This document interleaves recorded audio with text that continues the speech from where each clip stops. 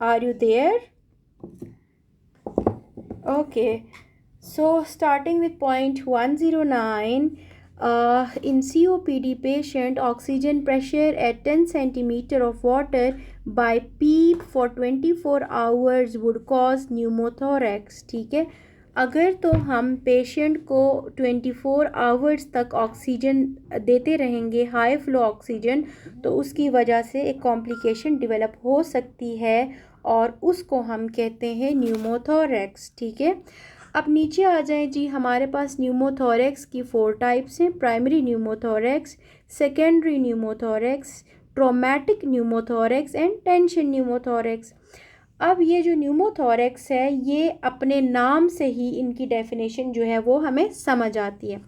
Primary spontaneous pneumothorax क्या है कि due to rupture of apical blebs और cyst and most commonly occurs in frequently tall, thin and young mails.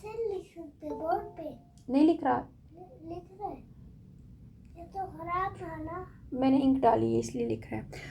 Okay, तो primary spontaneous pneumothorax में क्या होता है कि ये इसमें ऑलरेडी लंग में कोई पैथोलॉजी नहीं चल रही होती, बल्कि कोई भी हेल्दी बंदा है, ठीक है, उसमें क्या हो सकता है, ये लो सकीना, आउट ऑफ नोवेयर जो है, without any disease in the lungs, patient के जो ब्लैब्स या सिस्ट हैं, एपिकल ब्लैब्स या सिस्ट जो मौजूद हैं लंग्स में, वो रप्चर हो सकते हैं और उसकी वजह से पेशेंट को प्राइमरी स्पॉन्टेनियस न्यूमोथोरैक्स डेवलप हो सकता है।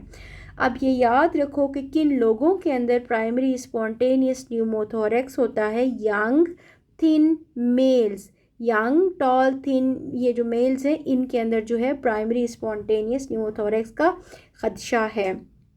The next is secondary spontaneous pneumothorax due to disease lungs, यानी कि अब लंग के अंदर ऑलरेडी कोई पैथोलॉजी चल रही थी। लेट सपोज पहले से लंग्स में कोई पेशेंट को एस्थमा था, लंग का कोई इन्फेक्शन था, एस्थमा था, जो भी था, एम्फिसेमा था, तो पेशेंट की प्री डिजीज एक कंडीशन मौजूद थी। ठीक है, उसकी वजह से क्या हो गया कि फर्दर सुपर एडिट एक और उसको जो है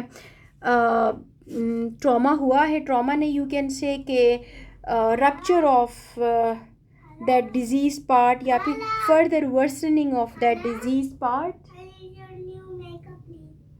तो this ultimately leads to spontaneous secondary spontaneous pneumothorax. ठीक है, लेट सपोज अगर पेशेंट को ऑलरेडी एम्फिसेमा था, ठीक है, तो एम्फिसेमा की वजह से क्या होगा कि पेशेंट के ऑलरेडी मौजूद ब्लैब्स क्या करेंगे, बर्स्ट होना शुरू हो जाएंगे। ठीक है, तो उसकी वजह से पेशेंट को जो डिजीज़ डेवलप होगी, जो पेशेंट के साथ हो रहा होगा, हम उसको कहते हैं सेकेंडरी स्पॉन्टेनियस न्यूमोथोरैक्स। ठीक है, अब इसमें इन्होंने अगला है कि mechanical ventilation used with high pressure like barotrauma.